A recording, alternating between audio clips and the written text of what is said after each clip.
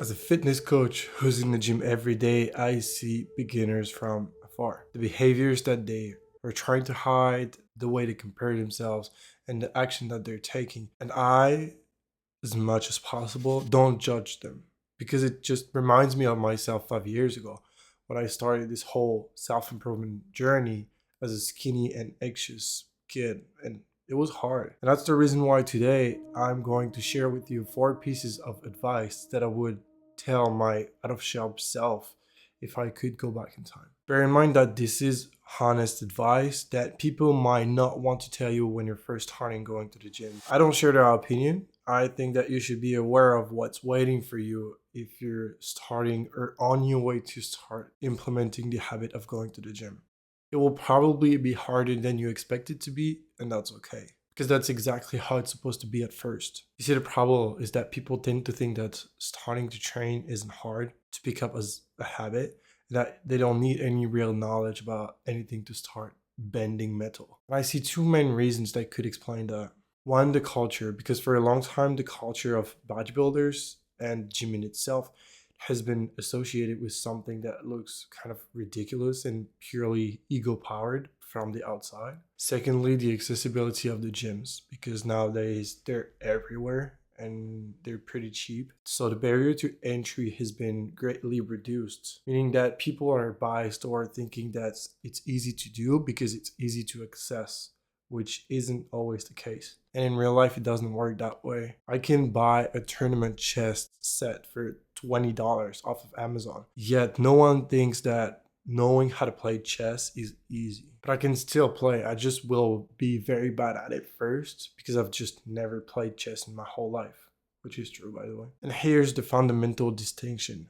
The problem lies in the expectations that you cultivate about the habit that you're trying to implement. The issue is telling yourself that it's accessible and therefore easy to do is then to expose yourself to the fact that stepping to the gym and realizing that you have no idea how it works will be more damaging. As if your brain has a low barrier to entry, and the reality is that the activity is very hard to engage in, this will create a lot of inner friction as your brain just realizes 10 minutes into a workout that you clearly have no idea about what's happening. Strength training is about biomechanics. You can do a PhD in biomechanics and sports science. Lifting weights is much more complex than it looks. And I personally knew nothing about movement when I first started. That's when your sport history has also a great influence over the speed with which you will be able to understand and memorize your motor patterns. If you've continuously played a sport when you were younger,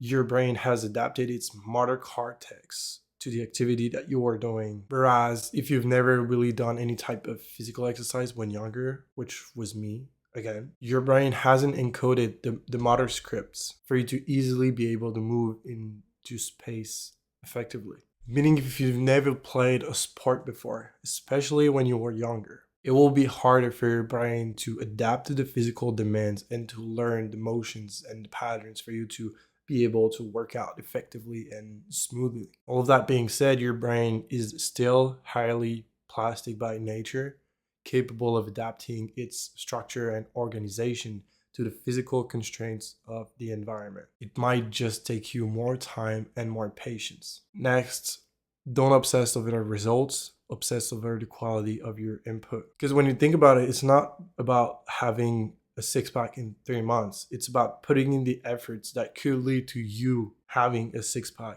in the next 3 months. And for me, it's crucial that you shift your focus. And that's when the saying, it's not about the goal, it's about the journey, has never felt so true when it comes to exercise and fitness in general. You see, the problem when starting is that your brain has no realistic point of reference. You cannot set any realistic goal if you have no prior experience in this particular domain. This means when starting that your goal is very likely to be hard, even unreachable. Again, it's not about the results.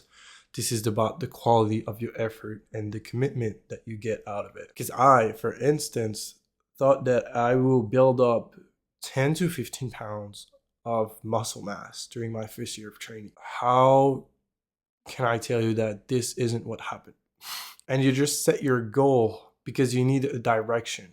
But the thing is that with the goal, you can always adjust them as you just realize that this isn't really pragmatic according to your current situation. More than that, don't obsess over the results when starting, as you're just probably expecting something that isn't real. This is to me the fastest way to discourage you at first, as you just don't have much control over it. And instead, what I've found to be much more efficient is to obsess over the quality of my input, as I just realized that the results were going to be direct consequences of the intensity and the consistency of my efforts. Now, another major problem about that, and I often open discussion with my clients, it's the fact that social media is destroying your notion of what's realistic. If you're on social media and you're watching content in the fitness realm, what you see is the equivalent of watching a movie. When you enter the local gym of your neighborhood, you will understand that social media is pretty much fiction, and do not use it as an accurate point of reference for the results that you're looking for. This will trick your brain into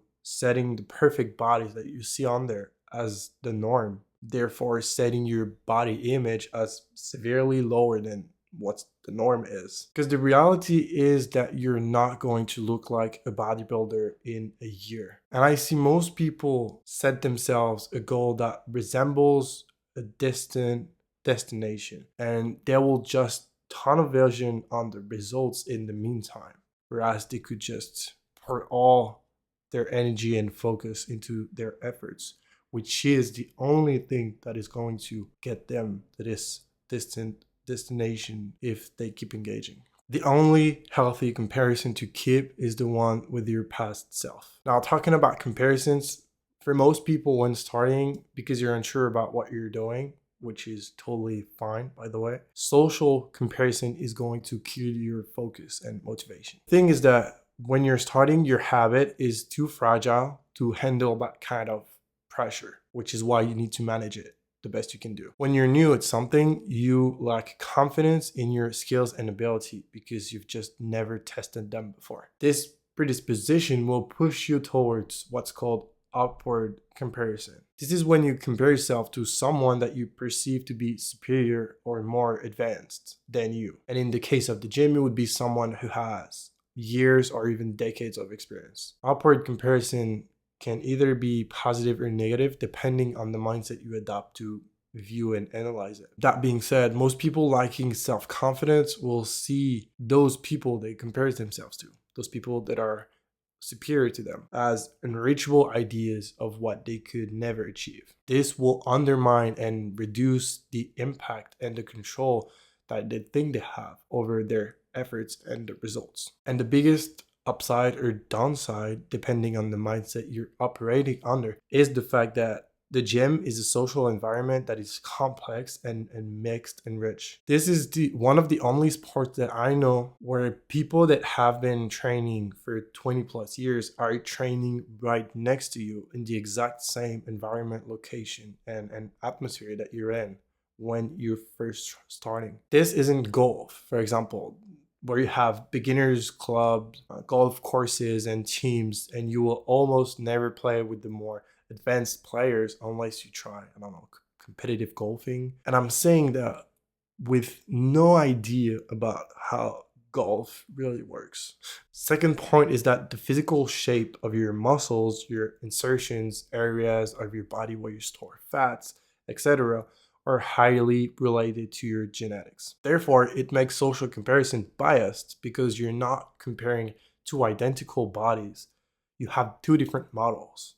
So you lose the objectivity. Now, that's not meant as an excuse for resignation, meaning that you can't do it because you just don't have the proper genetics to do it. It's still your responsibility to get in shape and put in your best effort regardless, even if you have bad and stubborn body fat, as they call it. But it leads us to understand that the only comparisons that you need to be making is the one with yourself, with your past self, to be more precise. Because at the end of the day, the only thing that truly matters is that you go to bed slightly better than you were the day prior. And here we're talking about micro increments. You don't have to save the world every day. It's just the decisions that you're making and the actions that are following these decisions. They need to get better over time. And when starting going to the gym, I would truly encourage my younger self to not expose myself to all the social comparison that's out there. Just be willing to be listening to the feedback, but don't heavily rely on comparison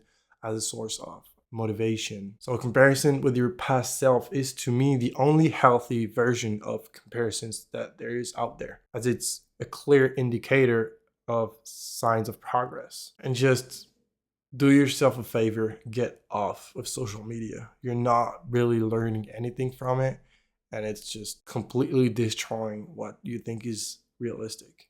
Don't train with your ego, set it aside, or you will become a social burden. Now, when you're in the gym training, forget about your ego for a minute. Just accept the fact that you may not know how to do this, and that's just fine. Because what usually happens is that people have a hard time showing their vulnerabilities. And that's understandable. No one likes to do that. No one wants to be pointed out as the new guy who doesn't know anything about his business. But you see, it's how it's supposed to be when starting. You will feel incompetent, again, because you haven't had enough tries to forge competency, which in the gym is visible through technique and form. And my form, when I first started, was far from ideal. In fact, I killed one of my shoulder during my first year of training. And in that case, two scenarios are very likely to happen as a result of you figuring this out. One, you can either resent the fact that you're new, you have no idea what you're doing, and you're looking like a total beginner. What usually happens then is that you tend to try to compensate for the lack of technique with putting on more weight. And you sacrifice the purpose of the exercise to show off that you're strong and you can lift half the stack or whatever. Beware though that the people in the gym who know their stuff will not be impressed, as they clearly see that you're just destroying the technique to lift more weight. And I call that lifting stupid, which is funny when you think about it. And actually you'll become a social burden for the environment, the social environment that you're in. And people will avoid you. More than that, people will feel repulsed the second they see you. Or scenario two, you accept the fact that you have no idea about what's going on and you embrace this idea. Not trying to hide the fact that you're a beginner is what's going to help you, because every person that has ever started going to the gym has been in the exact same spot that you're in right now. And by displaying it, you will attract the empathy of others. And if you set your ego aside and ask politely for help, you will get precious feedback, guidelines, and the help that you need, because most people will be happy to help you. Spoiler, option two is better. Don't become a social burden, as this will just endanger your body first and then your social image second. Don't do that. Learn the technique first and don't be ashamed of your lack of knowledge and experience. You don't have to lift a lot of weight. It doesn't mean anything when starting. Learn the basics. That's all there is. All in all, accept the fact that you're only starting this thing, okay? For now, it doesn't make any sense, but if you give it enough time and consideration, this newfound habit might just change your life, as it did for me. Take it one step at a time and don't project yourself too far into the future. Stay where you are right now and aim to always take the best out of all the experiences that you're going through. This is necessary if you want to make true and genuine progress. So I hope this helps. Trust the process.